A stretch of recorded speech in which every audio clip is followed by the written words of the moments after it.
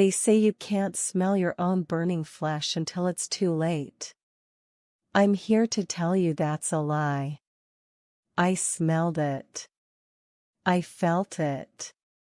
I watched the flames crawl up my abaya like hungry serpents, orange and gold and furious, and I should have died. Every medical textbook, every law of physics, every rational thought in your mind right now is screaming that I should have burned alive in that courtyard. But I didn't. I walked out without a single scratch. Not a blister. Not a scar. Not even the smell of smoke in my hair. And the man who lit the match, my own father, fell to his knees and wept. If you're watching this right now, I need you to understand something. What I'm about to tell you isn't a fairy tale. This isn't entertainment. This is my life. This is what happened when I dared to whisper the name of Jesus in a palace where that name was more forbidden than murder itself. My name, well, I can't tell you my real name. Not yet. Not while my brothers are still hunting me. But you can call me Noor, it means light in Arabic, and that's exactly what I found in the darkest pit of hell on earth. Let me take you back to where this nightmare began. I was born into a golden cage so beautiful, most people would have called it paradise. Our palace in Riyadh sat like a crown jewel behind walls so high you couldn't see the sky unless you stood in the center of the courtyard. Marble everywhere, white, cream, veined with gold, stretching beneath my feet like frozen rivers. The tiles were always cold, even in the summer when the desert heat turned the air into soup. I remember walking barefoot as a little girl, my toes going numb, and thinking, this is what wealth feels like. Cold. Always cold. My father is a senior member of the royal family. I won't tell you which branch. I won't tell you his title. But I will tell you this, when he walked into a room, grown men stopped breathing. His voice was quiet. He never shouted. He didn't have to. Power has its own frequency, and my father broadcast it like a radio tower. I had everything. 23 servants. A closet the size of most people's homes, stuffed with designer abayas, Dior, Chanel, custom Valentino, all black, of course, but stitched with silk so fine it felt like wearing water. I had jewels I never wore. Cars I never drove. A Princeton acceptance letter I wasn't allowed to open. I had everything except a choice. Every morning, I woke to the sound of the adhan, the call to prayer echoing through our compound at 4:47 a.m., crackling through speakers my father had installed in every hallway, every bedroom, every bathroom. You couldn't escape it. The voice of the muezzin followed you like a ghost, reminding you, always reminding you, you belong to Allah. You belong to the family. You belong to the kingdom. You don't belong to yourself. I performed wudu, the ritual washing, in a bathroom with golden faucets. I prayed on a silk prayer rug that cost more than a year's salary for our maids. I fasted during Ramadan. I memorized the Quran. I was the perfect daughter. And inside, I was screaming. Have you ever felt like you were drowning in air? Like everyone around you was breathing just fine, but somehow your lungs couldn't find oxygen? That's what my life felt like. Every single day. I had a mother who loved me, I think. She never said it. In our world, love wasn't spoken, it was implied through duty. She would adjust my headscarf with trembling fingers before I left my room, making sure not a single strand of hair escaped. Her eyes always looked wet, like she was forever on the edge of crying but had forgotten how. "Be good, Nor," she'd whisper. "Be good." I had two older brothers who looked at me like I was a piece of property they were assigned to guard. Khalid, the eldest, had our father's eyes, black, flat, reptilian. He once told me, "You are the family's honor. If you stain it, we will wash you away." I was 12 years old when he said that. I had a younger sister, Amira, who still believed in everything. She prayed with passion. She kissed the Quran every night. She would look at me with these bright, hopeful eyes and say, "Aren't we blessed, Noor? Aren't we so blessed?" And I would smile and nod because what else could I do? But inside, a question was growing like a tumor. If this is blessed, why does it feel like a curse? The first crack appeared on my 16th birthday. Not that we celebrated birthdays, that was haram, forbidden, too Western. But I kept track in my journal, hidden beneath my mattress. 16 years old. 16 years of prayers that felt like talking to a ceiling. 16 years of rules that made no sense. 16 years of watching my mother fade into a ghost and my father rule like a god. That night, I couldn't sleep. The palace was silent except for the hum of the air conditioning and the distant sound of my father's voice. He was on the phone in his study, speaking in that cold, clipped Arabic that meant business. I got up, wrapped myself in a black robe, and walked through the corridors. I ended up in the library. We had thousands of books, mostly religious texts, legal documents, approved histories. But there was one shelf in the back, behind a curtain, where my father kept his collection. Books he'd confiscated. Books he wanted to study to know the enemy. I'd never dared to look before. But that night, something in me, some desperate, dying part of my soul, reached behind the curtain. My fingers touched leather. I pulled. And I saw it. A book. Small. Black. Gold lettering on the spine. Holy Bible. My heart stopped. I looked around, terrified, as if the walls had eyes. In my world, they did. Cameras. Servants.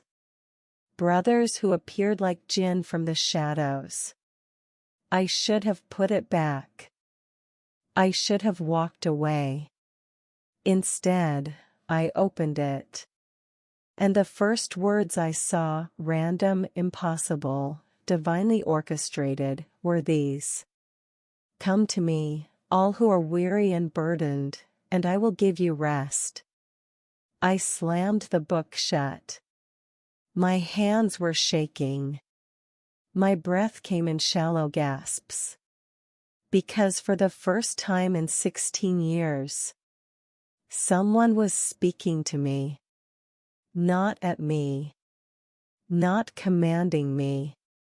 Not threatening me. Inviting me. And I wanted to weep. I stole that Bible. I know, stole sounds dramatic, but that's exactly what it was. In my world, possessing a Christian text wasn't just rebellion. It was treason. It was a death sentence wrapped in leather and gold lettering. I tucked it inside a hollowed-out Quran on my bookshelf. The irony wasn't lost on me, hiding the words of Jesus inside the very book that denied he was God's son. But irony was the least of my sins at that point. For 3 months, I read in secret. Late at night, after the final prayer, after the compound went silent, I would lock my bathroom door, the only door in my room with a lock, and sit on the cold marble floor with a flashlight. I'd run water in the sink to cover any sound. And I'd read Matthew, Mark, Luke, John. The words burned. Not like fire, like ice water on a wound you didn't know you had. They stung. They healed. They wrecked me. I read about a Jesus who touched lepers when everyone else ran away. Who spoke to women, spoke to them like they were human beings. Who told religious leaders they were whitewashed tombs, beautiful on the outside but full of dead bones inside. I read about a God who became a man. Who wept. Who bled. Who died. Who loved. And something inside me that had been dead for 16 years started gasping for air. But if I thought my secret was safe, I was a fool. Because in a Saudi palace, there are no secrets. Only truths waiting to detonate. It was a Thursday afternoon, I remember, because Thursdays meant my father came home early from his government meetings. The air was thick with heat, and the smell of kabsa rice and roasted lamb drifted from the kitchen where the servants were preparing dinner. I was in my room, studying advanced calculus, one of the few intellectual freedoms I had. My door was closed but not locked. It never occurred to me to lock it during the day. That was my first mistake.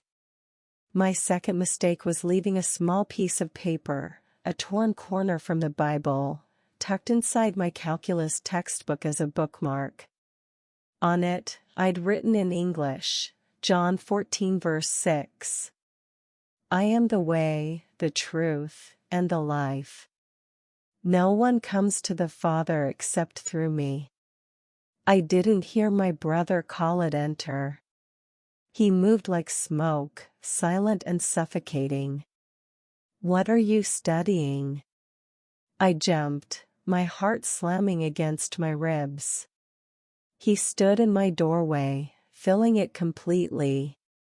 Khalid was tall, 6'3", with our father's build and our mother's sharp cheekbones.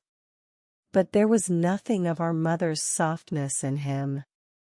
He was carved from stone and cruelty. Calculus, I said, forcing my voice to stay steady. Derivatives. He walked toward my desk. Each footstep echoed. My whole body went cold. Show me. It wasn't a request. I slid the textbook toward him, praying, to whom, I didn't even know anymore, that he wouldn't open it. That he'd just glance and leave. He opened it. The paper fell out, fluttering to the floor like a wounded bird. Time stopped. Khalid bent down, picked it up, read it. His jaw tightened. The muscles in his neck bulged. When he looked at me, his eyes were black holes. What is this? It's nothing. What is this? His voice cracked like a whip. I flinched. It's just a verse. I found it. I was curious. Curious. He laughed, but there was no humor in it. Only venom. You were curious about the religion of crusaders? Of infidels? Of pigs? Khalid, please. He grabbed my arm, his fingers digging into my flesh like iron clamps. I gasped in pain.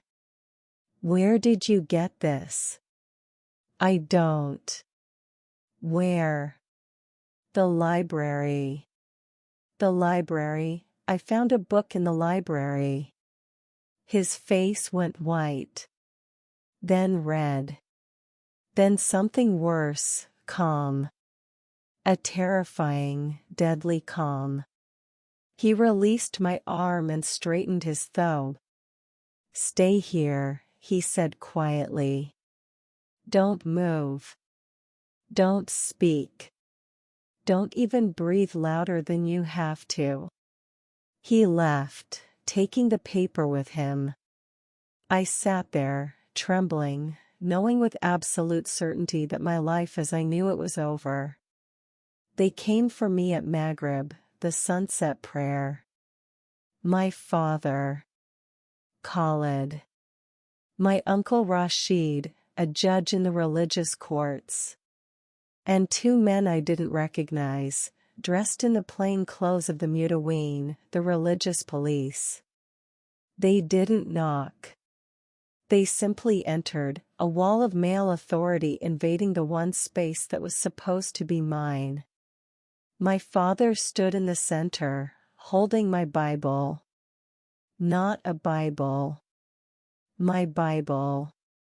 The one I'd hidden inside the Quran. They'd searched my entire room. Torn it apart. The evidence of my betrayal sat in his hands like a bomb. Listen to me carefully. I have seen my father angry before. I've seen him strike servants. I've seen him scream at my mother until she collapsed. I've seen him break a man's arm for a minor business insult. But I had never seen him like this. His face was a mask. Blank. Empty. Like someone had scooped out everything human and left only a shell operated by rage and religious duty. When he spoke, his voice was a whisper. Somehow, that was more terrifying than any scream. Noor. Just my name. That's all he said. I couldn't speak.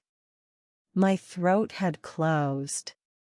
I felt like a small animal facing a predator, knowing that any movement might trigger the kill. Stand up. I stood. My legs shook so badly I thought I'd fall. He walked toward me, slowly, holding the Bible between us like a dead thing. "Do you know what this is?" I nodded. "Say it. Out loud." A Bible. "And do you know what you are?" Tears blurred my vision. "Your daughter." Wrong. He threw the Bible at my feet. I jumped back. "You were my daughter. Now you are a murtad. An apostate. A traitor to Allah, to your family, to your kingdom, and to your blood." The word murtad hit me like a physical blow. In Islam, apostasy is the unforgivable sin. Worse than murder. Worse than theft. Worse than anything. Apostates are executed. "Baba, please." I used the word forefather, hoping it would remind him of something. Anything. Some shred of love beneath the fanaticism. His hand moved so fast I didn't see it coming. The slap knocked me sideways. I tasted blood. My ear rang like a bell. "You don't call me that. You don't have the right." My mother appeared in the doorway, her face pale, her eyes wide with horror. "Fahad, please, she's just a child, she didn't understand. Get out." She fled.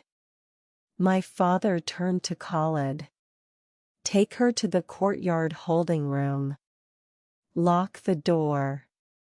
Post a guard. She speaks to no one. No one sees her. No food. No water. Until I decide what to do with her. Khalid grabbed my arm again, dragging me toward the door. I looked back at my father one last time. His eyes were dead. Black. Empty. Like looking into a well with no bottom. And I knew I was going to die. The holding room was a small stone chamber in the oldest part of the compound, used for discipline. It had no windows. One iron door. A single light bulb hanging from the ceiling. The walls were bare except for old bloodstains no one had bothered to clean. They threw me inside and locked the door. I collapsed on the floor and sobbed until I had no tears left. Have you ever felt so alone that death seemed like a friend? I did. In that moment, death felt like the only escape from the nightmare my life had become. I had no idea that in 3 days, I would be standing in flames, untouched, while my father's world came crashing down. But first, I had to meet the one who was already planning my rescue. Even when I couldn't see him.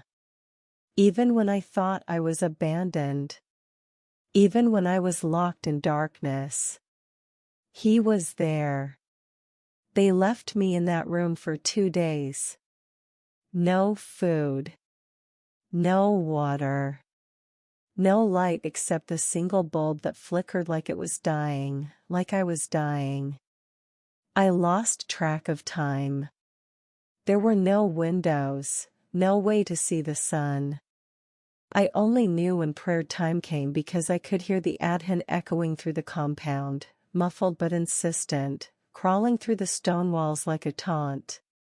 Allahu Akbar. Allahu Akbar. God is greatest. God is greatest. But which God? And greatest at what? Greatest at silence? Greatest at abandonment? I prayed. Oh, I prayed like I'd never prayed before. I performed wudu with my own tears since there was no water, wiping my face, my arms, my feet with trembling, wet hands. I prostrated on the cold stone floor, my forehead pressed so hard against the ground I could feel the grit cutting into my skin. Allah, please, I begged in Arabic. Please, if I have sinned, forgive me. If I have gone astray, guide me. I am your servant. I have always been your servant. Don't abandon me now. Silence. Please. Nothing. I recited every surah I'd memorized. I whispered the Shahada, there is no God but Allah, and Muhammad is his messenger. I rocked back and forth, my body shaking, my voice cracking. Answer me. Please. I'm scared. I don't want to die. The stone walls stared back, indifferent. Have you ever screamed into a void and heard only your own echo? That's what praying to Allah felt like in that room. Like shouting into an empty grave. I thought about my childhood. All those years of memorizing the Quran in Arabic, a language I barely understood. All those rituals. All those rules. Pray 5 times a day. Face Mecca. Wash this way. Stand this way. Bow this way. Say these words in this order. But did he hear me? Did he know me? Or was I just performing? Going through motions that meant nothing to a God who didn't care? I remembered a verse from the Quran, one that had always bothered me: Allah leads astray whom he wills and guides whom he wills. So which was I? Was I being led astray? Or was I being guided, just not in the direction my family wanted? The questions spiraled in my mind like vultures circling a corpse. On the second night, or maybe it was day, I couldn't tell anymore, I heard voices outside the door. My father. My Uncle Rashid. And another man whose voice I didn't recognize, older, gravelly, authoritative. I pressed my ear against the cold iron, straining to hear. Cannot simply execute her quietly, the stranger was saying. She is of royal blood. There are procedures. The religious court must convene. There must be witnesses. She read the Bible, my father said, his voice flat. She hid it. She studied it. This is apostasy. The punishment is clear. Yes, but the punishment is clear. Silence. Then my Uncle Rashid spoke, his voice oily, political. Brother, I understand your rage. I share it. But we must be strategic. If word gets out that a princess was executed for apostasy, the Western media will explode. They will call us barbarians. This could damage the kingdom's reputation at a time when we are trying to improve relations. I don't care about the West, my father snapped. But the king does. That stopped him. I could almost hear the gears turning in his head. My father was powerful, but he wasn't the king. There were limits, even for him. What do you suggest? He finally asked, his voice tight. A public trial, Rashid said smoothly. In the family compound. Invite the senior male relatives. Present the evidence. Let them witness her crime and her repentance. Repentance? My father's voice was sharp as a blade. She will recant. She will burn the Bible herself. She will reaffirm the Shahida publicly. And then. He paused. Then you will marry her off. Immediately.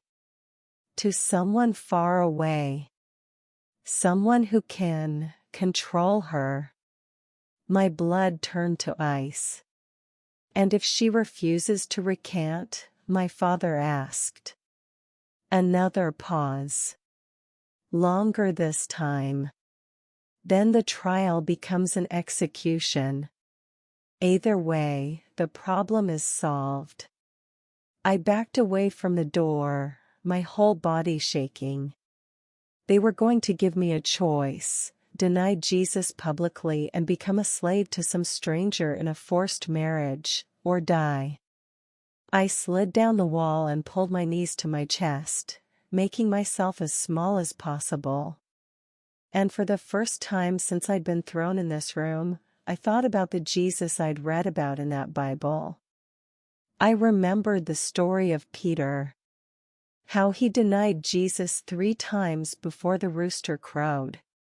How he wept bitterly afterward. How Jesus still forgave him. Still used him. Could I deny him? Could I stand in front of my family, burn that Bible, and say, I was wrong?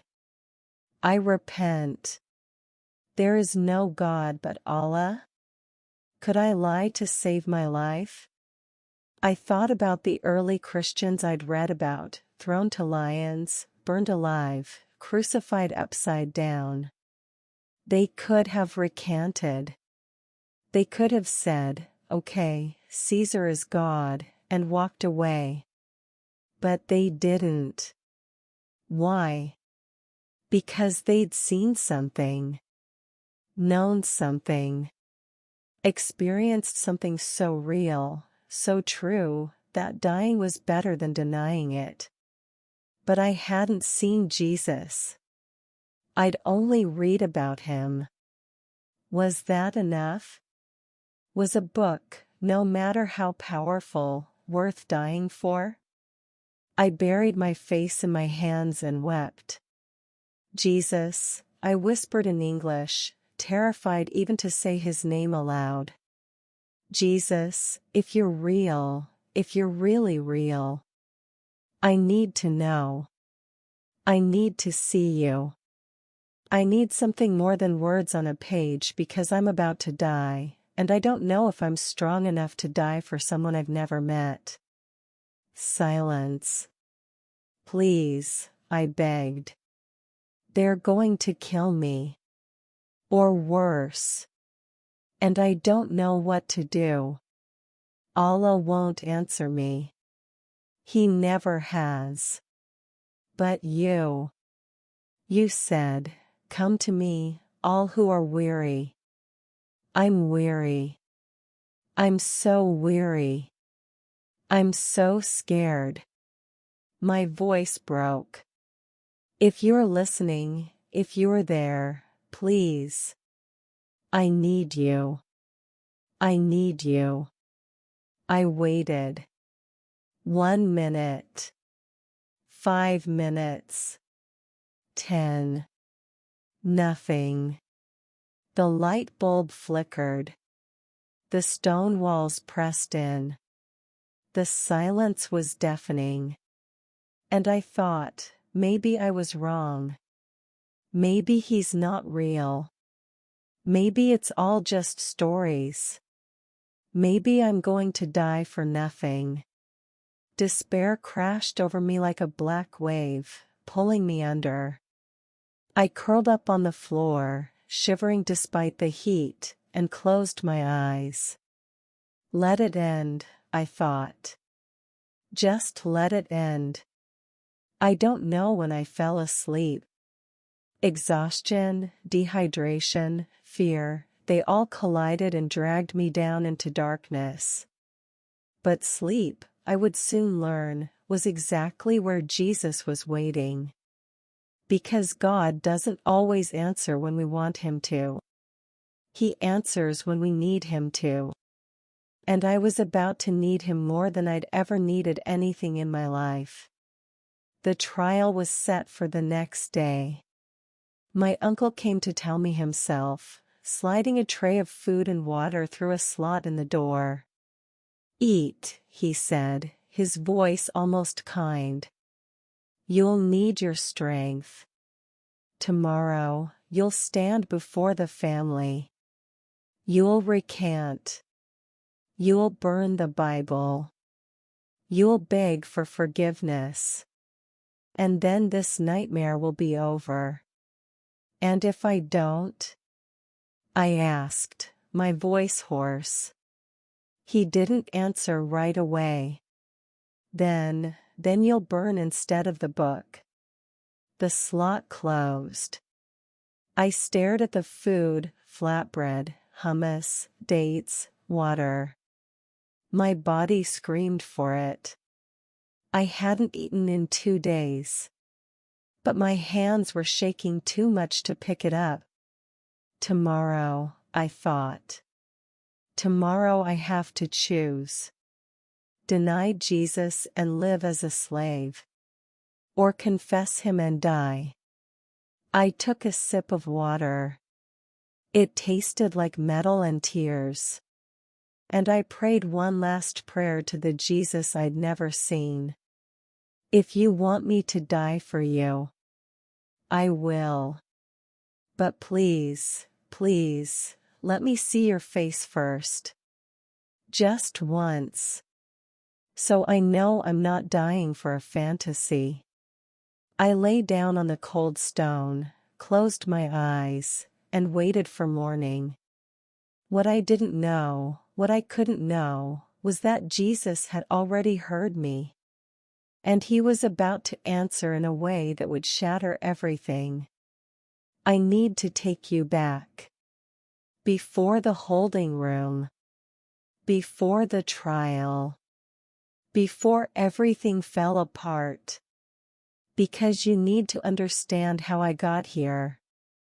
How a girl who memorized the Quran, who prayed 5 times a day, who never questioned anything, how that girl ended up with a forbidden Bible hidden in her room. It didn't happen overnight. It happened in whispers. In questions I was too afraid to ask out loud.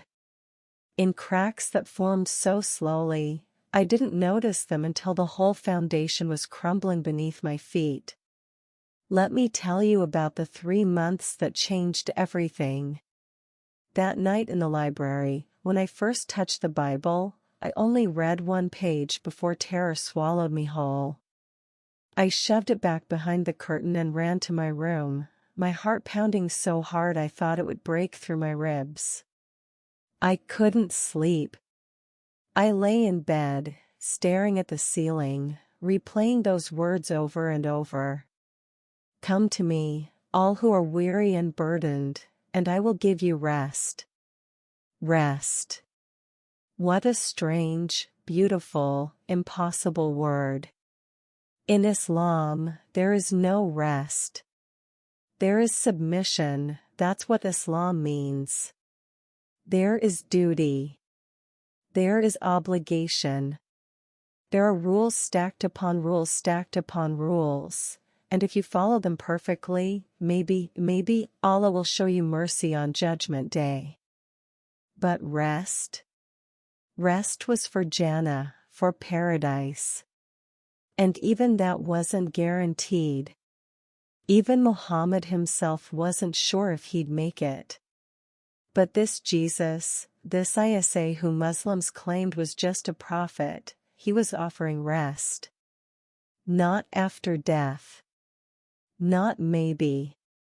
But now. I didn't go back to the library for a week.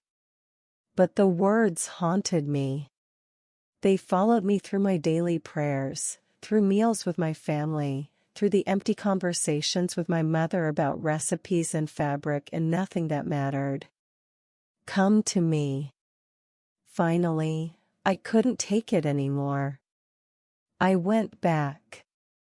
That's what it became. An addiction. Every night, after everyone was asleep, I would sneak to the library. I'd pull the Bible from its hiding place, tuck it under my abaya, and rush back to my room like a thief. Which, I suppose, I was. I'd lock myself in the bathroom, turn on the water, and read by the light of my phone's flashlight. And page by page, verse by verse, my entire world unraveled. I read about Jesus healing a woman who'd been bleeding for 12 years, a woman who was unclean according to the law, untouchable, invisible. And instead of recoiling when she touched him, Jesus stopped. Turned around. Called her daughter. Daughter. No one in my life had ever called me that with tenderness. I read about Jesus defending an adulteress from being stoned to death. Let him who is without sin cast the first stone, he said. And one by one, her accusers walked away. Then Jesus looked at her and said, Neither do I condemn you. Go and sin no more. Neither do I condemn you. I wept in that bathroom, my hand pressed against my mouth to muffle the sound. In my world, women caught in adultery were executed. No questions. No mercy. No second chances. Honor killings weren't even illegal in some provinces, they were expected. But Jesus didn't condemn her. He freed her. I read the Sermon on the Mount. Blessed are the poor in spirit, blessed are those who mourn, blessed are the meek. In Islam, the blessed are the strong, the warriors, the martyrs, the ones who conquer in Allah's name. But Jesus was saying the broken are blessed. The mourning are blessed. The weak are blessed. It made no sense. And yet, it made perfect sense. Because I was broken. I was mourning. I was weak. And for the first time, someone was telling me that was okay. That I didn't have to be perfect. That I didn't have to earn love. That I was already loved. I started comparing. I couldn't help it. I'd read the Quran my entire life in Arabic, a language I'd been taught to recite but not really understand. The Imams would translate, but always with the warning, the true meaning is only in Arabic. Translations are imperfect. So I'd memorized sounds. Beautiful sounds, yes, the Quran is poetic, musical, hypnotic. But what did it mean? I started reading an English translation. Really reading it. Not just reciting. And I saw things I'd never noticed before. I saw that Allah was described as the best of deceivers. I saw that women's testimony was worth half of a man's. I saw that men could marry up to 4 wives, but women could only have one husband, and he could divorce her by saying I divorce you 3 times. I saw that in paradise, men would receive houris, beautiful virgins for their pleasure. But what did women get? The scholars couldn't agree.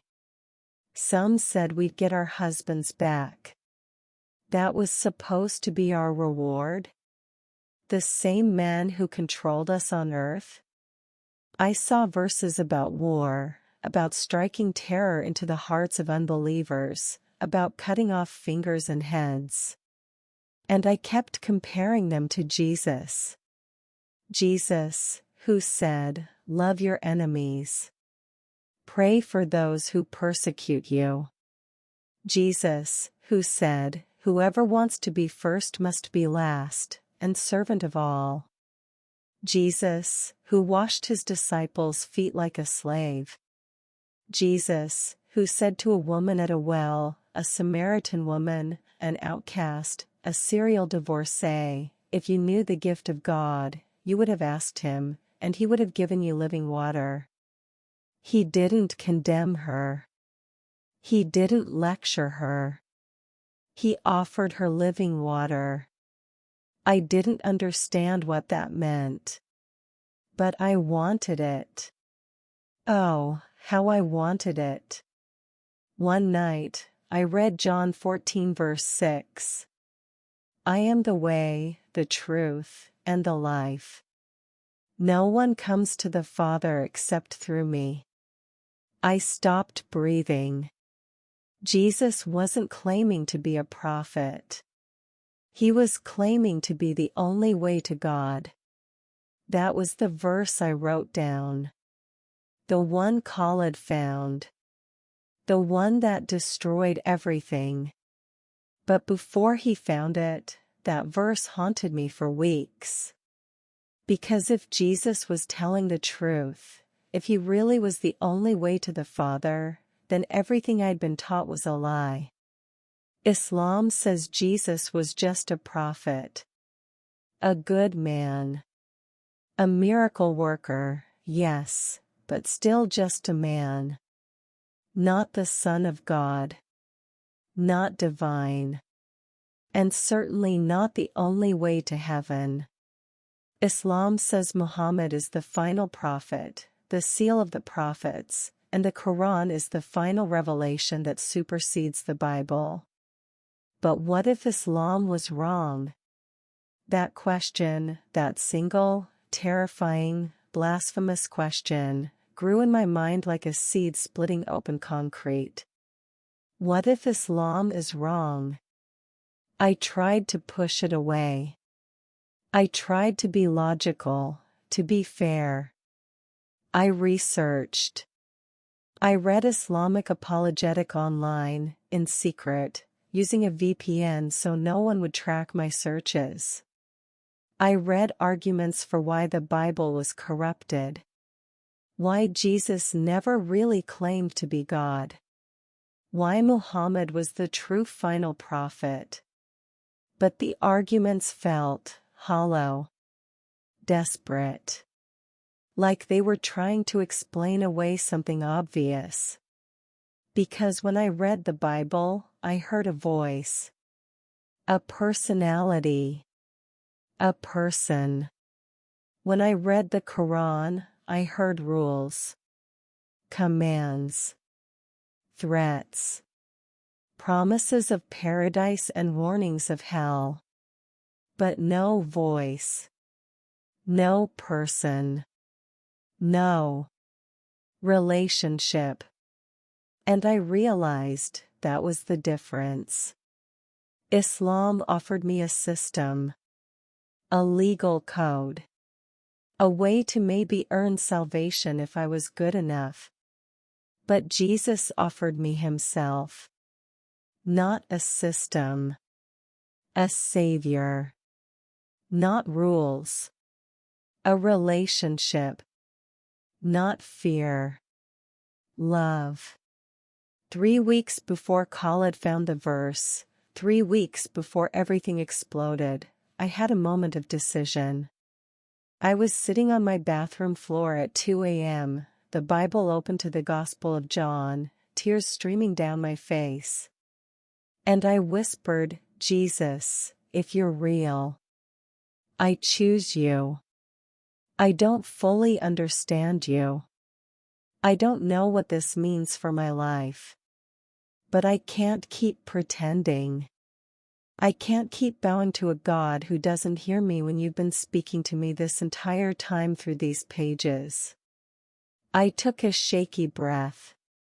So, I'm yours. If you'll have me. Even though I'm scared. Even though I don't know what happens next. I'm yours. Nothing dramatic happened. No angels appeared. No lightning. No audible voice. Just a deep, overwhelming sense of peace that I'd never felt before. Like I'd been holding my breath for 16 years and finally, I could exhale. I was a Christian. I didn't know it would cost me everything. But in that moment, I didn't care. Because for the first time in my entire life, I wasn't alone. And then Khalid found the verse. And the peace shattered. And I ended up in that holding room, waiting to burn. But here's what I didn't know, what I couldn't know yet. Jesus hadn't just heard my whispered prayer on that bathroom floor. He'd moved because of it. And he was about to show me that when you belong to him, nothing, not kings, not fathers, not fire itself, can take you from his hand. I just had to survive one more night. The longest night of my life. I need you to understand something before I tell you what happened that night. I didn't want visions. I didn't want dreams. I didn't want anything supernatural. I just wanted answers. I wanted to know if I was about to die for the truth, or for a delusion. Because here's the thing nobody tells you about faith. It's easy to believe when you're safe. When the cost is low. When it's just intellectual curiosity or emotional comfort. But when they tell you tomorrow you'll stand trial, when they tell you that you'll either burn a Bible or burn in place of it, suddenly faith becomes very, very real. And very, very terrifying. I lay on that cold stone floor in the holding room, my body aching, my throat raw from crying, my mind spinning in circles. What if I'm wrong? What if Jesus isn't who he said he is? What if I die tomorrow and there's nothing? What if Allah is the true God and I've just condemned myself to eternal hellfire? The fear was suffocating. I'd eaten some of the food my uncle brought. My body needed it, but it sat in my stomach like rocks. I'd drunk the water, but it didn't quench my thirst. Nothing could quench the deeper thirst inside me, the desperate need to know. The light bulb flickered again, then went out completely. Darkness swallowed me whole. I pulled my knees to my chest and began to pray. Not to Allah, I was done with that. But to Jesus. Please, I whispered into the black. Please, I need to see you. I need to know you're real. I need to know I'm not dying for nothing. They're going to kill me tomorrow, and I'm so scared. I don't want to be scared.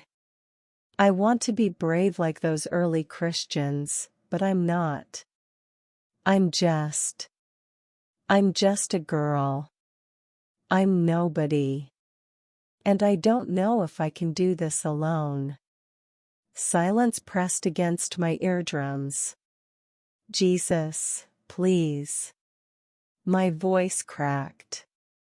I buried my face in my hands. And then, I don't know how to explain this. I don't know if you'll believe me. But I'm going to tell you exactly what happened, and you can decide for yourself. At first, I thought the bulb had turned back on.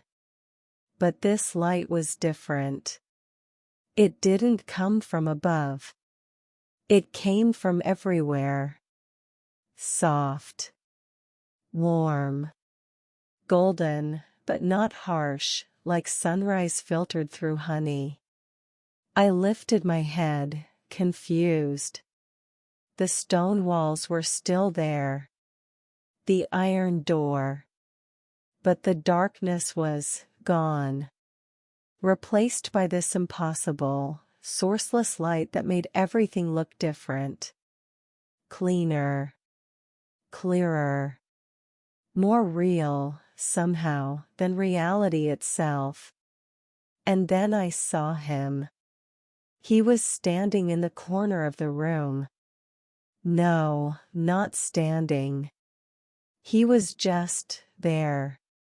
Present. As if he'd always been there and I was only now able to see him. I stopped breathing. He didn't look like the paintings I'd seen in secret Google searches. He wasn't pale with blue eyes and flowing blonde hair. He looked Middle Eastern, of course he did, he was Middle Eastern. His skin was olive-toned, sun-weathered. His hair was dark, thick, wavy, falling to his shoulders. His beard was full but neat. But it was his eyes that destroyed me. Brown. Deep. Endless. Like looking into eternity. They weren't just looking at me. They were looking into me.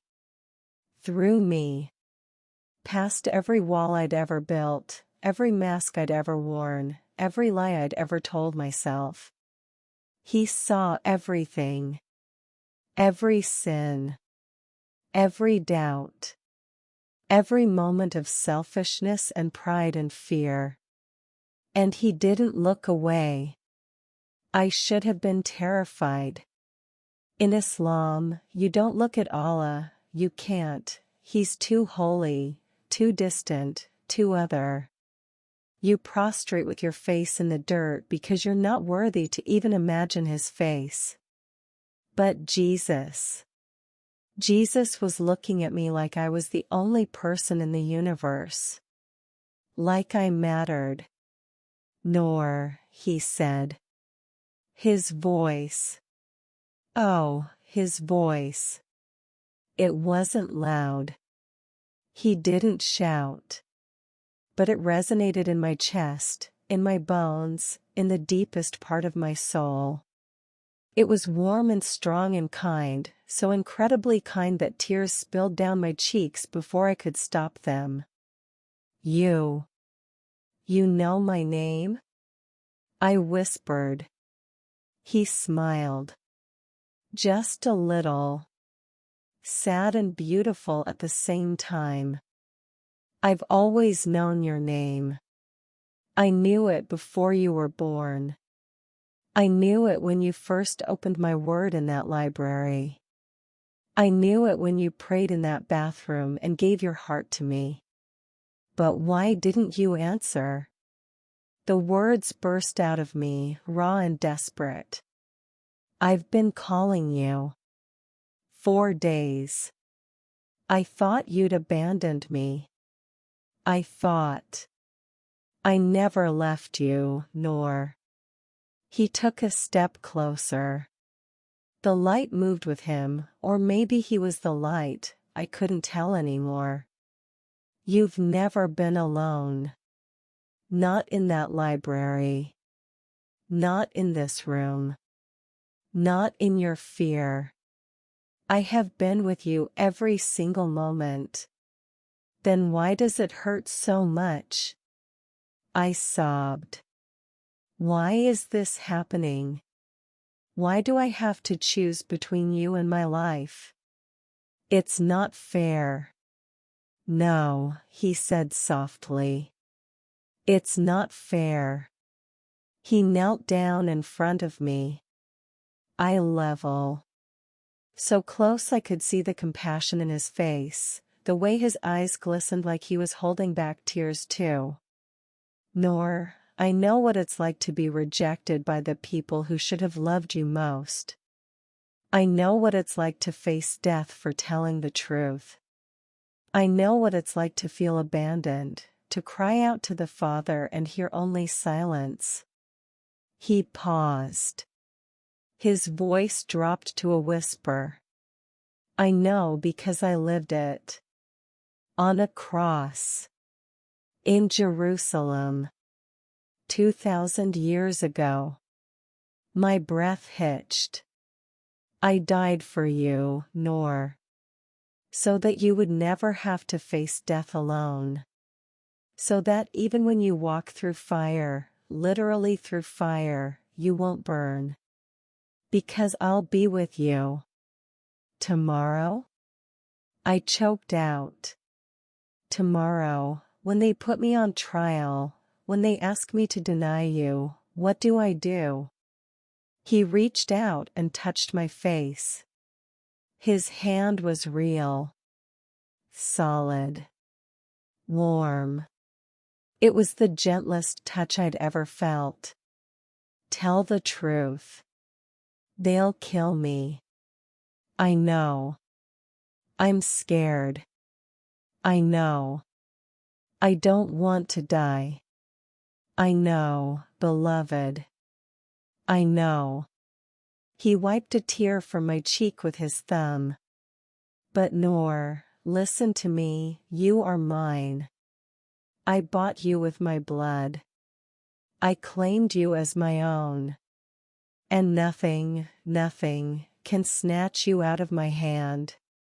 Not your father. Not your family. Not fire. Not death itself.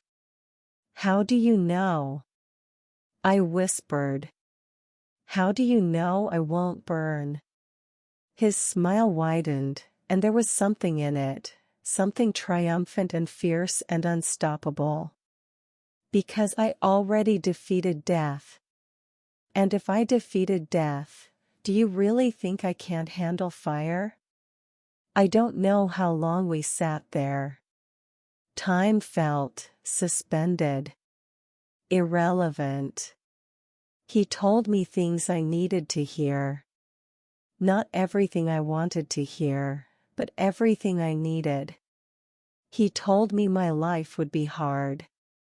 That following him would cost me everything familiar. That there would be days I'd want to quit, moments I'd doubt, nights I'd cry myself to sleep missing my family. But he also told me this. You were never meant for that palace, nor. You were meant for freedom. And tomorrow, I'm going to show your family, show your father, that the God you serve is not a God of fear and control. He's a God of power and love. And when they see what I do, some will believe. And others will harden their hearts even more. But that's not your responsibility. Your responsibility is to be faithful, to tell the truth, to trust me. What if I mess up? I asked. What if I say the wrong thing? What if I'm not brave enough? You don't have to be brave, nor. You just have to be willing. I'll give you the words. I'll give you the strength. All you have to do is say yes. I closed my eyes, tears streaming. Yes, I whispered. Yes. I'm yours. Whatever happens. I'm yours. He leaned forward and kissed my forehead. It felt like fire and ice and electricity and peace all at once.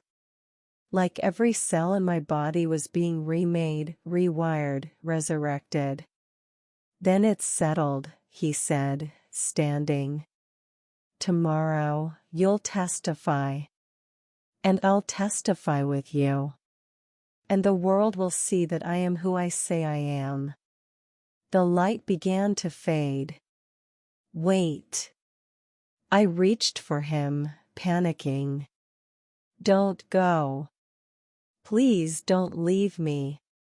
He looked back, his face glowing. Nor. I'm never leaving you. Whether you see me or not, I'm here. Always. Until the end of the age. And then he was gone. The darkness returned. The stone walls. The iron door. The silence. But I wasn't afraid anymore. Because I'd seen him. I'd touched him. I'd heard his voice. And I knew with every fiber of my being, that he was real. More real than the stone beneath me. More real than the fear. More real than death itself. I lay back down on the floor, exhausted but alive in a way I'd never been before. Sleep came quickly. Deep and dreamless and restful. And when I woke the next morning to the sound of the door unlocking, to the sight of my uncle standing there with 2 guards, to the knowledge that in 1 hour I'd be standing trial for my life, I wasn't afraid. Because I wasn't standing alone. Jesus had promised to be with me. And he was about to prove it in a way that would leave everyone, believer and skeptic alike, speechless. They dragged me out of the holding room at mid-morning. I say dragged, but actually, I walked. Steadily. Calmly. My legs didn't shake. My hands didn't tremble.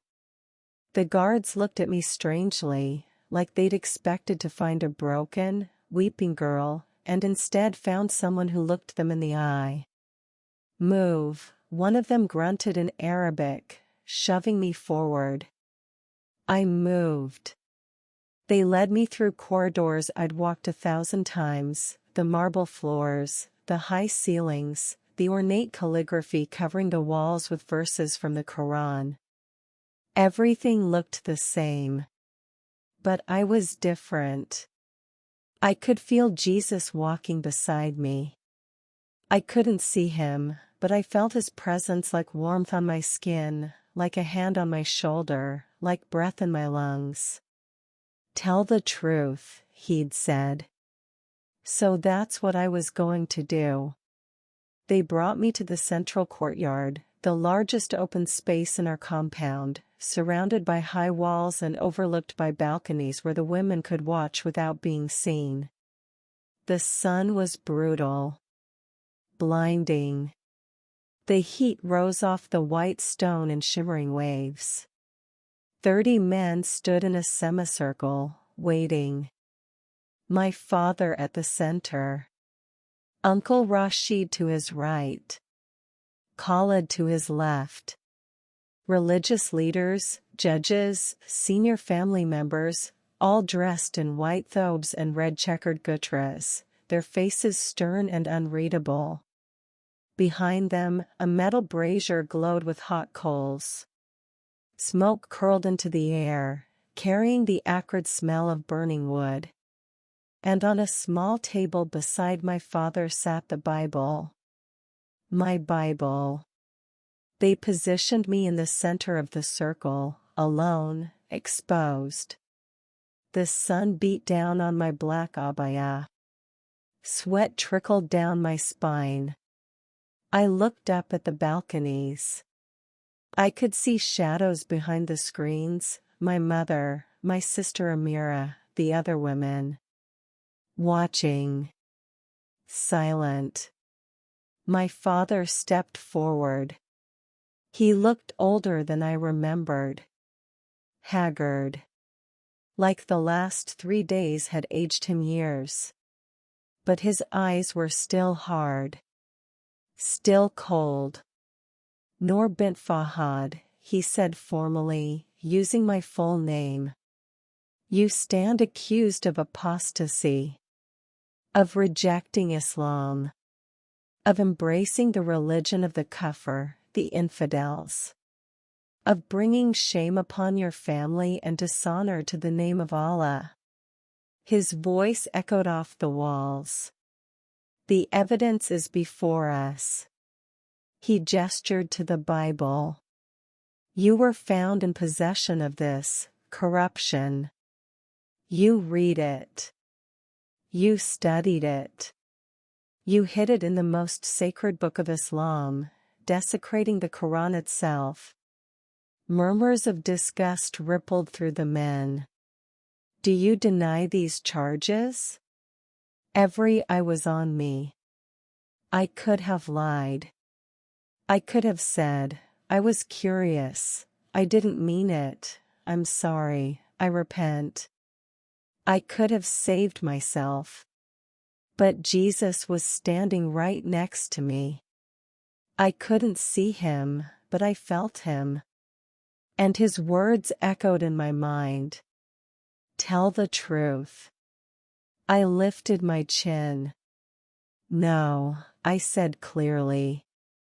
I don't deny it. More murmurs. Angry. Shocked. My father's jaw tightened. Then you admit you are murtad. An apostate. I admit, I said slowly, that I am a follower of Isa al-Masih. Jesus Christ. I believe he is the Son of God. I believe he died for my sins and rose from the dead. And I believe he is the only way to heaven. The courtyard exploded. Men shouted. Some cursed. Khalid lunged forward, but my father held up a hand, stopping him. Silence. The courtyard went quiet.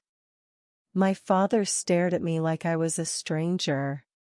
Like he couldn't comprehend what he was hearing. You understand what you're saying? He said, his voice dangerously soft. You understand the punishment for apostasy? Yes. Death. You will die. Today. Here. In front of your family. I know. And you still refuse to recant. I thought of Jesus on the cross. Beaten. Bloody. Dying. But never denying the truth. I refuse, I said. My father's face twisted. For a moment, just a moment, I saw something flicker in his eyes. Pain? Regret? I don't know. But then it was gone, replaced by cold fury. So be it. He turned to Uncle Rashid. Bring the book. Rashid picked up the Bible with 2 fingers, like it was contaminated, and carried it to the brazier. He held it over the flames. Nur bint Fahad, my father said formally, you will burn this book with your own hands. You will recite the Shahadah. You will reaffirm your submission to Allah and His Prophet Muhammad. And if you do this, if you repent publicly, your life will be spared. He paused. But if you refuse, you will take the place of the book. You will burn instead. The courtyard was dead silent. Choose. I looked at the Bible. The leather cover. The gold lettering. The pages that had spoken life into my dead soul.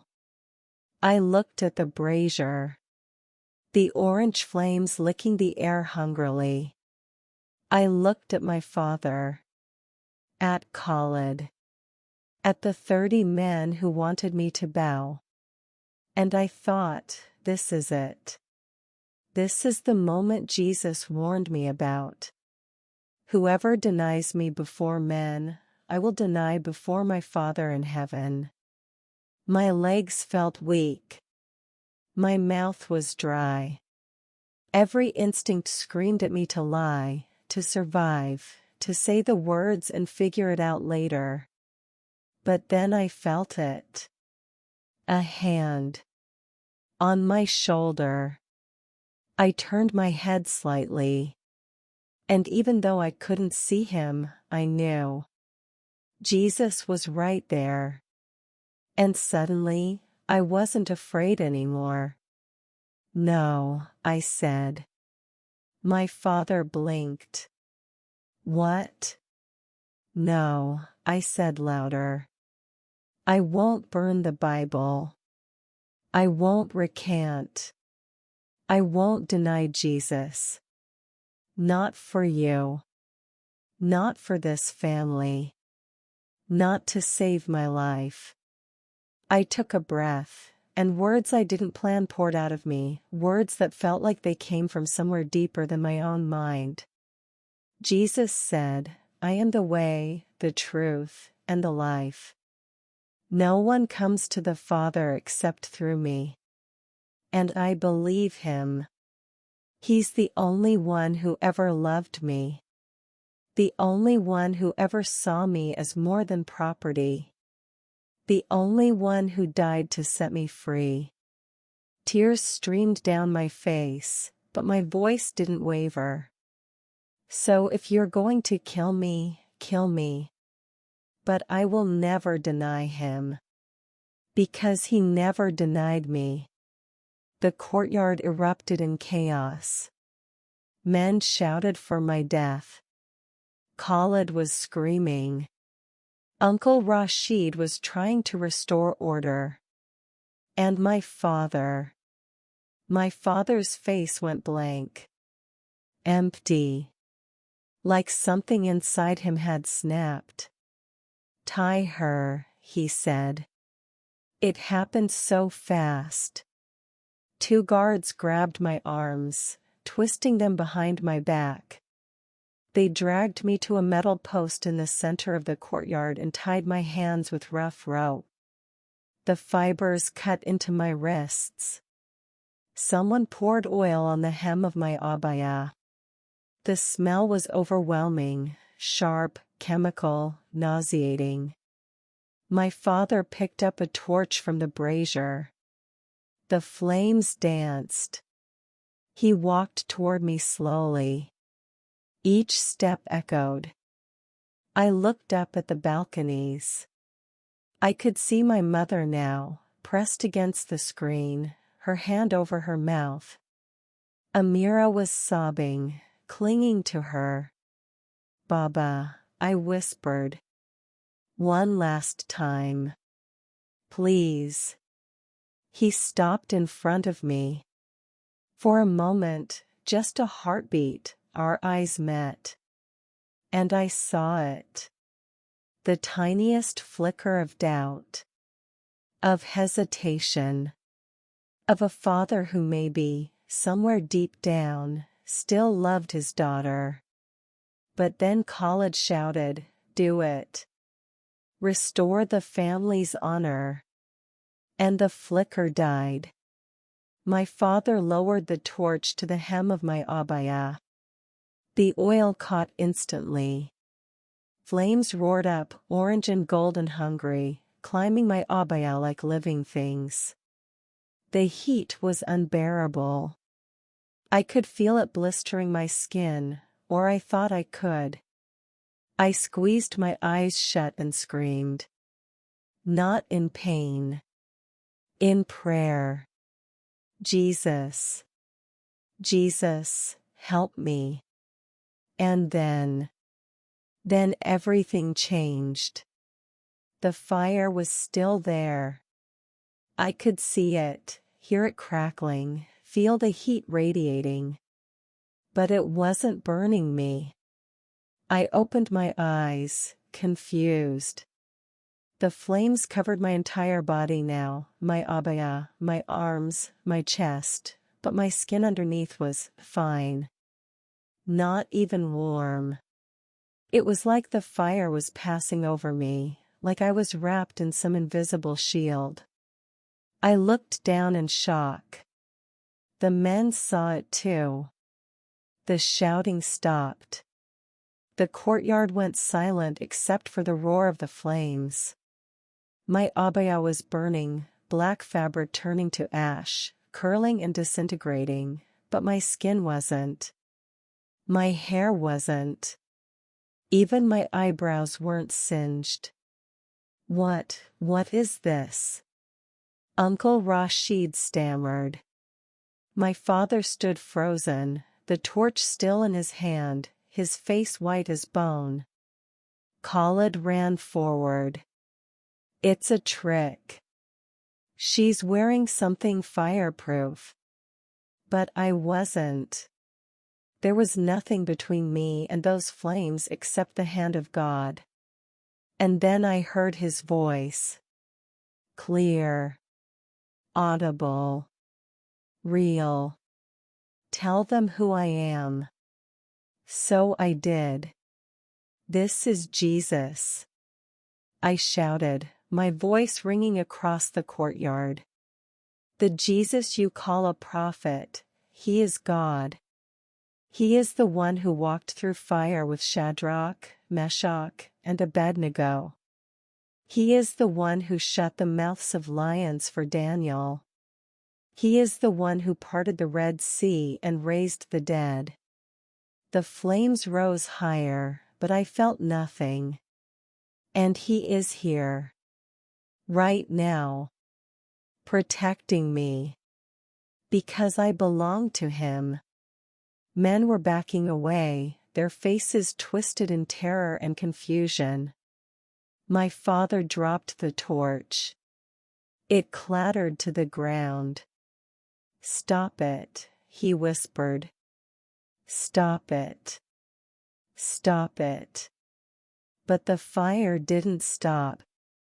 It burned and burned, consuming my abaya completely, until I stood there in just my undergarments, and not a mark on my body. Not a blister. Not a burn. Not a scar. The flames finally died out, leaving only smoke and the smell of burned fabric. I stood there, breathing hard, my hands still tied to the post. And I looked at my father. "Your Allah couldn't do this," I said quietly. "But my Jesus did." "So who is God?" "Your silent, distant, unknowable Allah? Or the Jesus who just walked through fire with me?" My father fell to his knees. And he wept.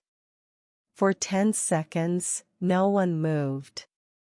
The courtyard was frozen, 30 men staring at me like I was a ghost, like I'd died and come back, like the laws of nature had just shattered at their feet.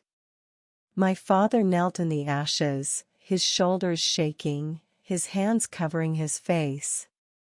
Khalid stood 3 feet away, his mouth open, his eyes wide with something I'd never seen in him before, fear. Uncle Rashid had backed against the wall, muttering prayers under his breath, prayers to Allah, begging for protection from whatever jinn or demon or power had just manifested. But I knew the truth. This wasn't a demon. This was deliverance. One of the guards, the younger one who dragged me from the holding room, suddenly rushed forward. His hands were shaking as he untied the ropes binding my wrists. "Go," he whispered in Arabic, his eyes darting around nervously. "Before they recover. Go." "What?" I stared at him, confused. "I saw it," he said urgently, working the knots loose. "I saw what happened. That was no trick. That was Allah. Or Isa. Or, I don't know. But you need to leave. Now. Before your brother." The ropes fell away. My wrists were raw and bleeding where the rope had cut in, but my arms that should have been charred to the bone, were perfect. "Untouched."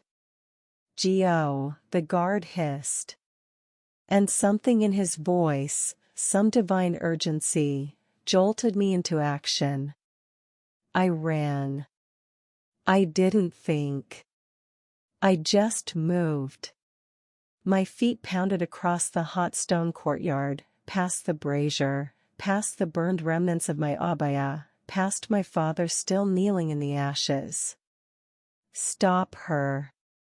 Khalid's voice shattered the silence like a gunshot. I heard footsteps behind me. Shouts. Chaos erupting.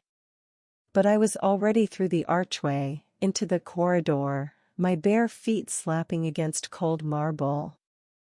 I had no plan. No destination. I was wearing nothing but a thin undershirt and pants, my hair uncovered, my arms exposed, haram, forbidden, scandalous. If anyone saw me like this. But I didn't care anymore. I ran through hallways I'd known my entire life, past rooms filled with memories I'd never return to. I heard more shouting behind me, male voices echoing, but I didn't look back. Where do I go? Where do I go? And then I remembered the servants' quarters. The back gate. The delivery entrance that most of the family didn't even know existed.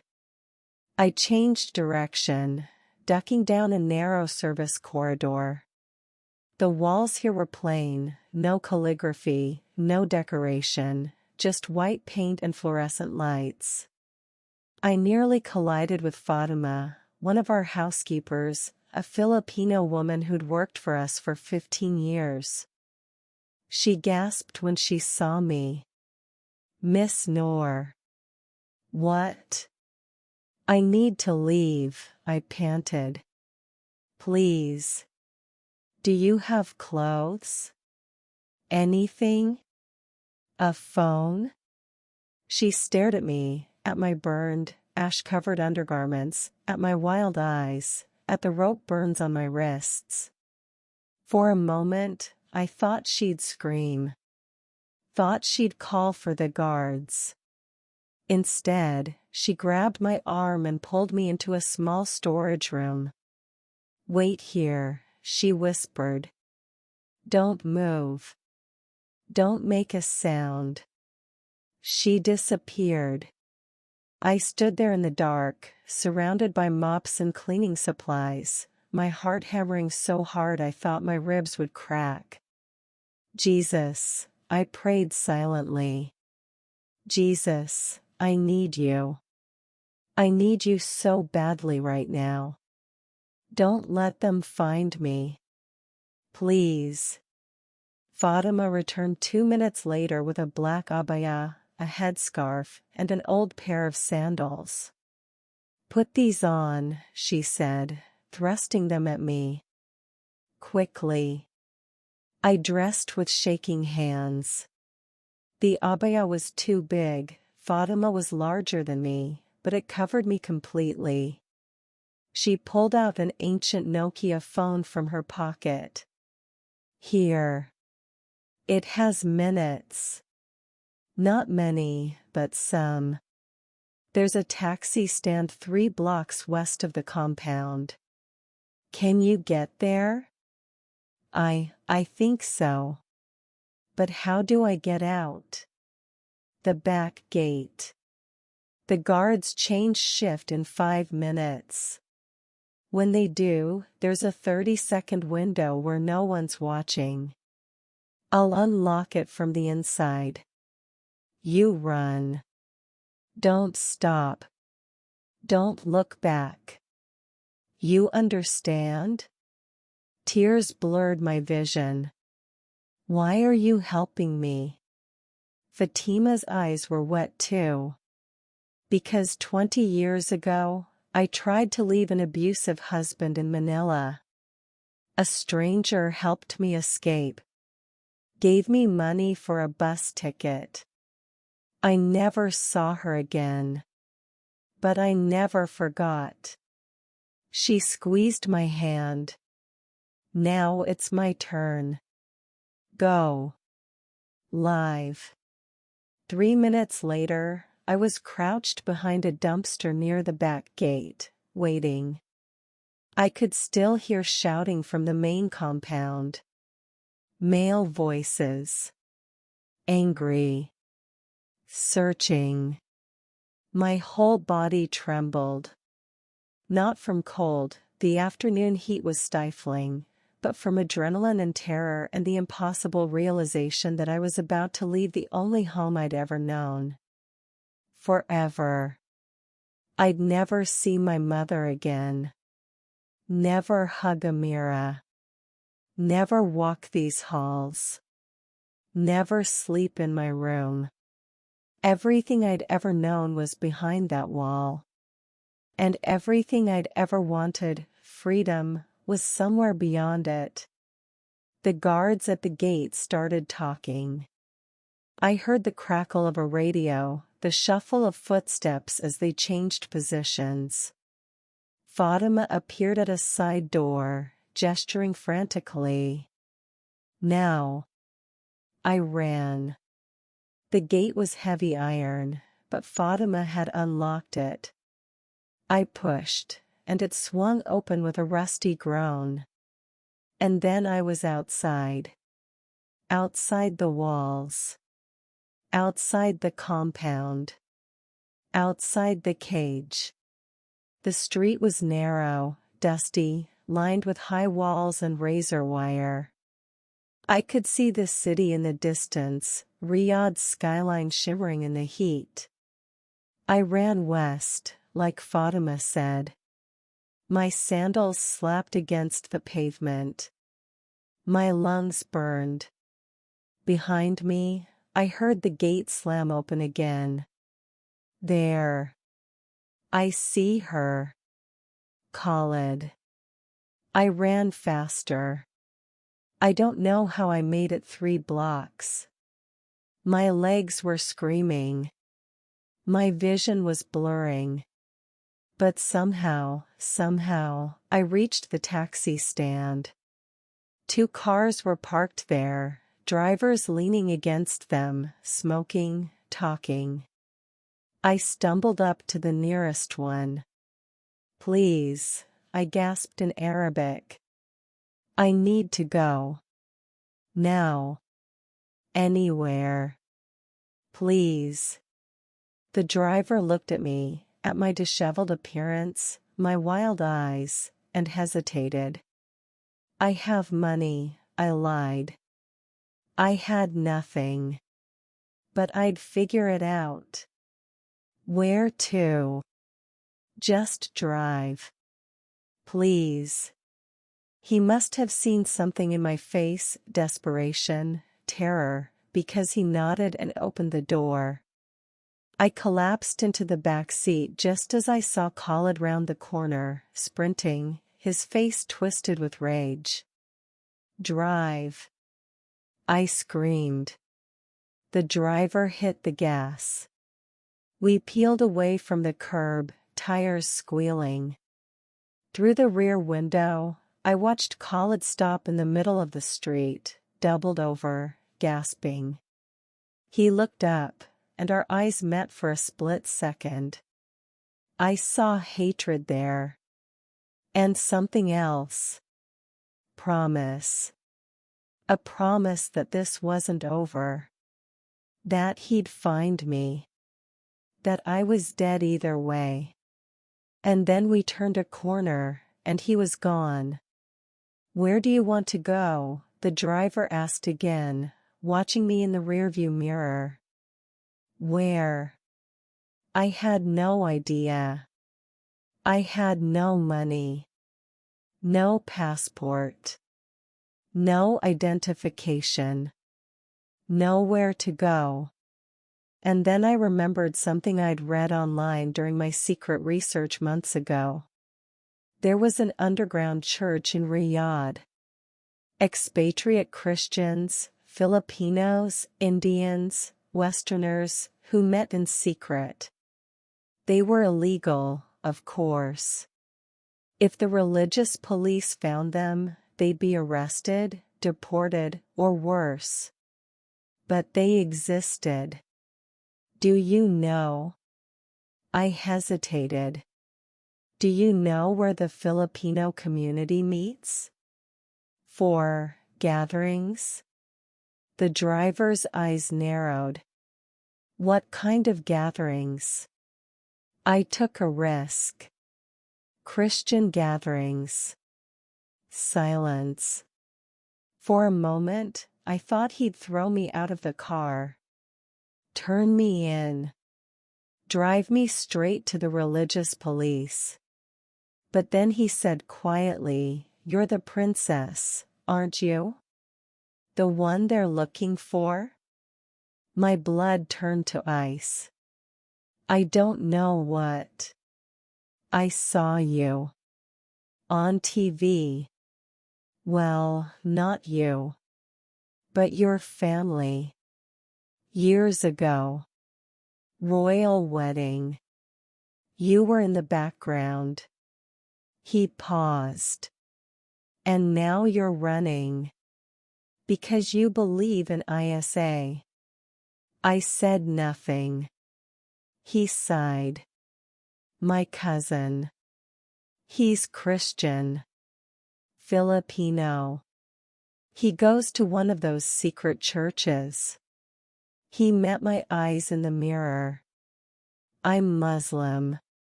But I'm also a father. And if my daughter was running from someone trying to kill her, I'd want someone to help." Tears spilled down my cheeks. "Thank you." "Don't thank me yet. If they catch us, we're both dead." 20 minutes later, he pulled up in front of a nondescript apartment building in a working-class neighborhood. 5th floor. Apartment 507. Knock 3 times, pause, then twice more. That's the signal. They'll let you in. He turned around. And miss? I don't know what you saw or what happened to you. But if God is protecting you, don't waste it. Live. I nodded, unable to speak. I got out of the car. He drove away without asking for payment. I climbed 5 flights of stairs on trembling legs, my heart in my throat. At apartment 507, I knocked. 3 times. Pause. Twice. The door opened a crack. A woman's face appeared, brown skin, kind eyes, cautious. Please, I whispered in English. I need help. I'm a new believer. I just escaped. I have nowhere else to go. She studied me for a long moment. Then she opened the door wide. Come in, sister, she said softly. You're safe now. I stepped inside. And for the first time in 3 days, for the first time in my life, I felt those words might actually be true. But safety, I would soon learn, was relative. Because my family wasn't going to stop looking. My father had lost face. Khalid's honor was stained. And in our world, there's only one way to restore honor. Blood. The hunt had only just begun. But so had my new life. And Jesus wasn't finished with me yet. That apartment became my sanctuary. 20 people crammed into a tiny 2-bedroom space every Friday night, the one night the religious police were least active, the one night when Muslims were at the mosque and no one paid attention to a group of Filipino and Indian workers gathering for dinner. But we weren't having dinner. We were having church. The first time I experienced it, I wept through the entire service. They sang, quietly, so the neighbors wouldn't hear, in Tagalog, in English, in Hindi, voices blending in hushed, beautiful harmony. Songs about Jesus, about his love, about freedom and grace and redemption. I didn't know the words. But I hummed along, tears streaming down my face, because for the first time in my life, I was worshiping freely. Not out of obligation. Not out of fear. But out of love. A Filipino pastor named Marco, a construction worker by day, shepherd by night, preached from a worn Bible, his voice passionate but low. When you follow Jesus, he said, looking around the room at faces from a dozen different countries, you don't follow him for comfort. You don't follow him for safety. You follow him because he's true. Because he's worth it. Because even if he costs you everything, he's still better than anything this world can offer. He looked directly at me. Some of you have lost families. Lost countries. Lost everything. But you haven't lost him. And he will never lose you. I broke. I sobbed so hard I couldn't breathe. A woman named Maria, the one who'd opened the door, pulled me into her arms and held me while I shook. Let it out, Anik, she whispered. Child. Let it all out. You're home now. And I realized she was right. I'd lost my palace. My family. My name. My identity. But I'd found my home. Not a place. A person. Jesus. I stayed with Maria and her husband Joseph for 3 months. They gave me their daughter's room, their daughter who was working in Dubai and sent money home every month.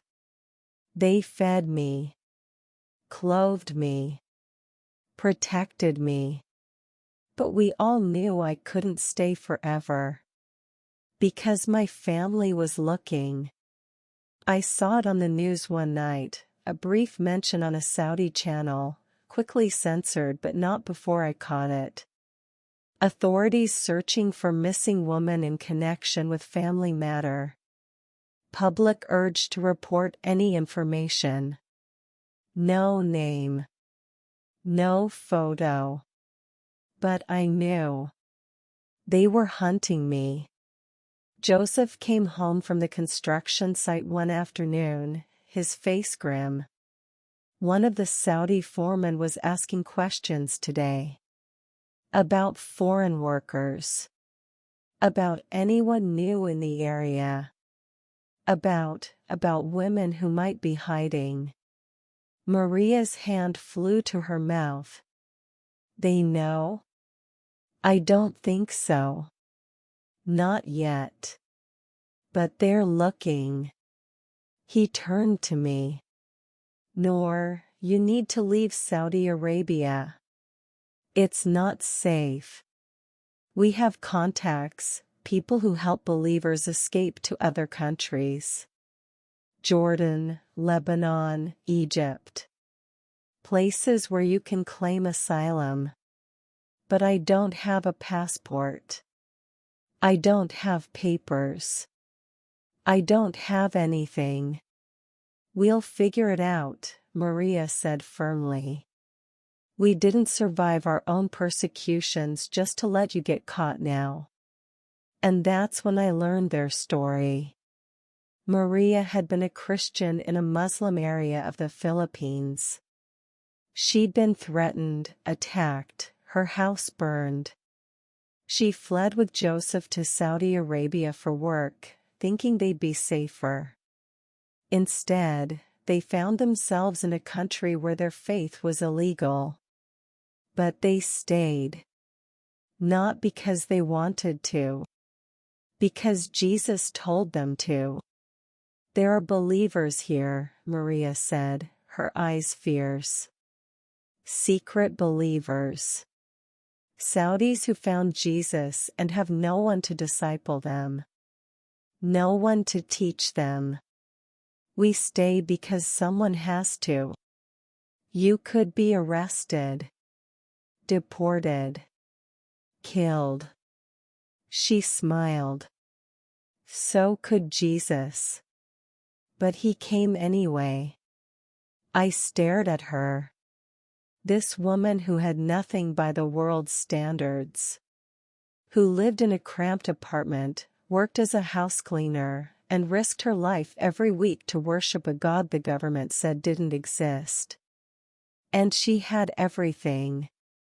Everything that mattered. 2 weeks later, they smuggled me out.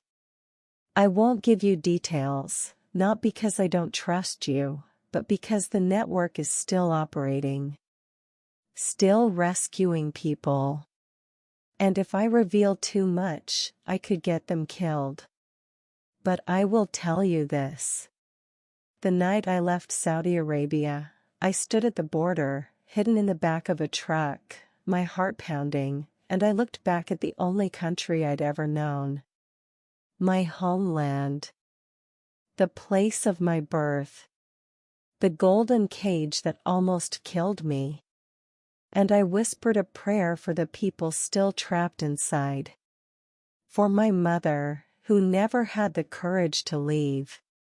For Amira, who still believed the lies. For my father, who fell to his knees in those ashes and maybe, saw the truth. Even for Khalid, whose hatred was born from fear and brokenness. Jesus, I prayed, save them. Please. They don't know what they're doing. They're blind. but you can open eyes. You opened mine. The truck lurched forward, and I crossed into freedom. I can't tell you what country I'm in. I can't show you my face. I can't give you details that would help my family track me. But I can tell you this. I'm alive. I'm free. I'm still following Jesus. And every single day is both harder and more beautiful than I ever imagined. Harder because I'm alone. Because I miss my mother. Because I wake up some nights crying, grieving the family I'll never see again. Harder because I'm learning a new language, living in a new culture, working jobs I never imagined a princess would work. Harder because the trauma doesn't just disappear. I still have nightmares. I still see my father's face. I still smell smoke. But also beautiful. Beautiful because I wake up every morning and choose to follow Jesus. Not because someone's forcing me. Because I want to. Beautiful because I've met other believers, ex-Muslims, former Hindus, people who've lost everything for Jesus, and we're family. Real family. The kind that's bonded not by blood but by His blood. Beautiful because I get to read the Bible openly. Pray out loud. Sing worship songs without fear. Beautiful because I've seen Him work miracles. Not just the fire, though I'll never forget the fire, but everyday miracles. Provision when I had nothing. Peace when I should have been panicking. Joy in the midst of grief. Jesus wasn't lying when He said He'd never leave me.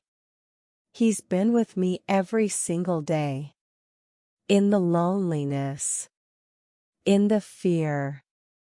In the moments I wanted to give up. He's here.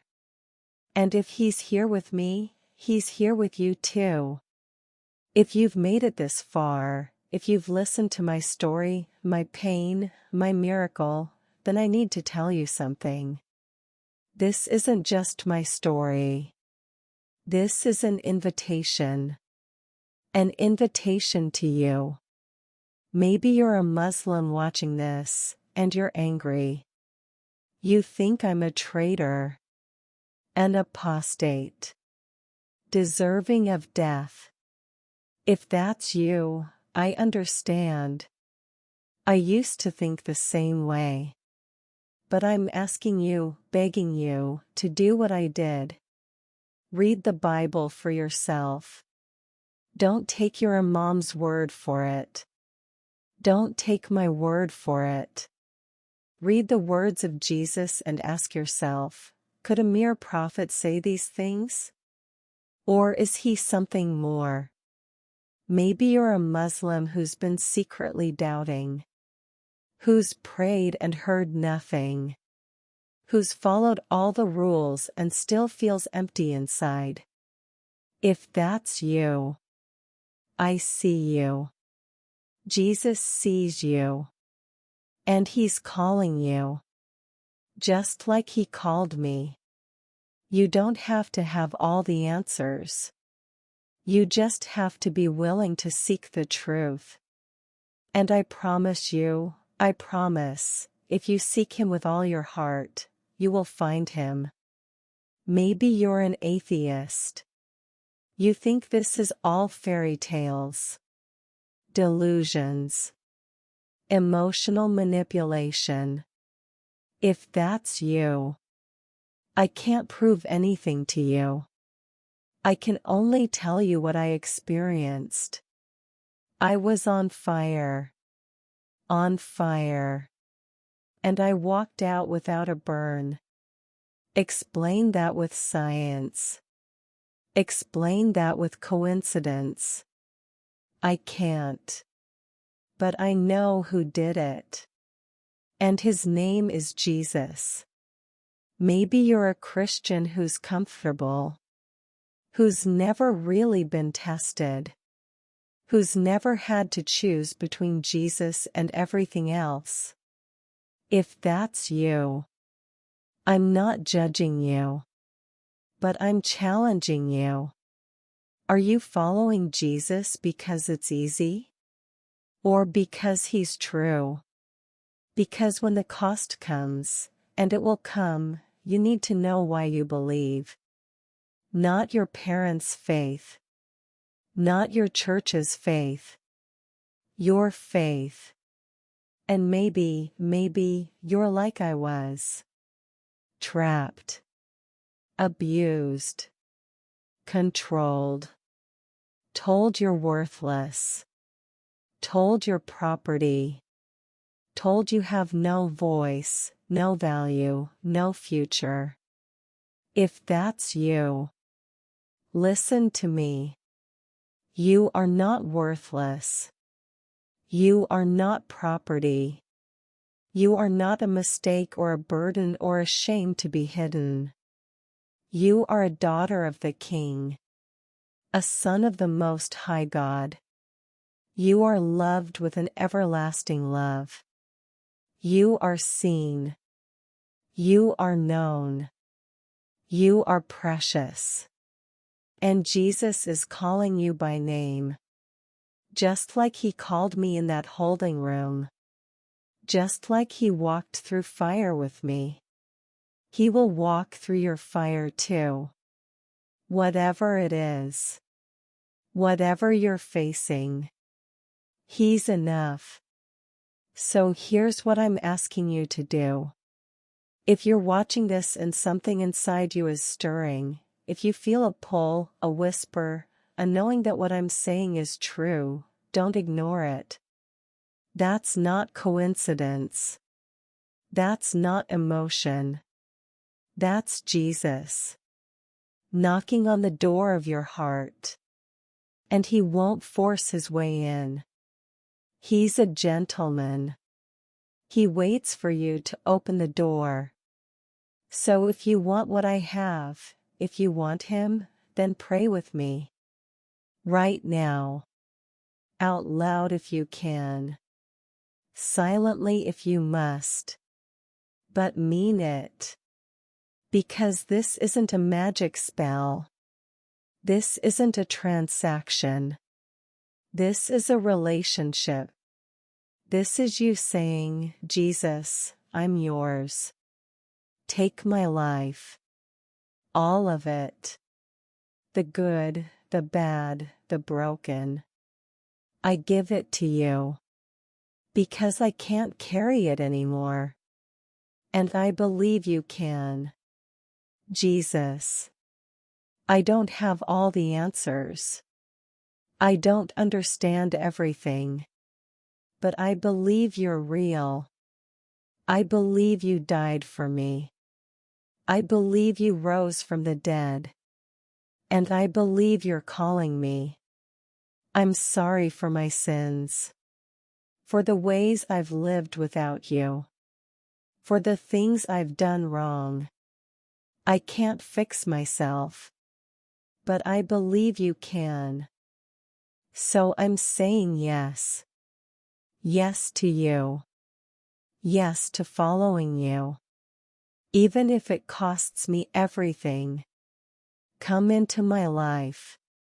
Be my Lord. Be my Savior. Be my everything. I'm yours. From this moment. Forever. In your name I pray. Amen.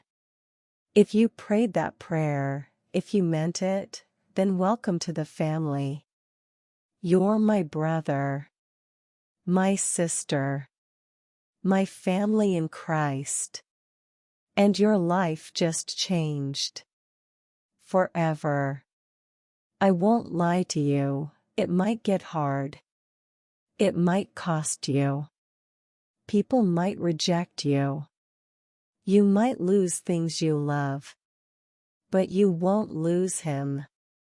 And he's worth it. He's worth everything. I don't know what my future holds. I don't know if I'll ever be able to use my real name again.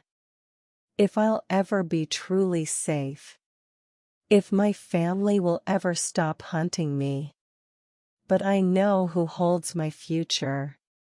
And I know that whether I live to be 90 or whether they find me tomorrow, I'm His. And nothing can snatch me out of His hand.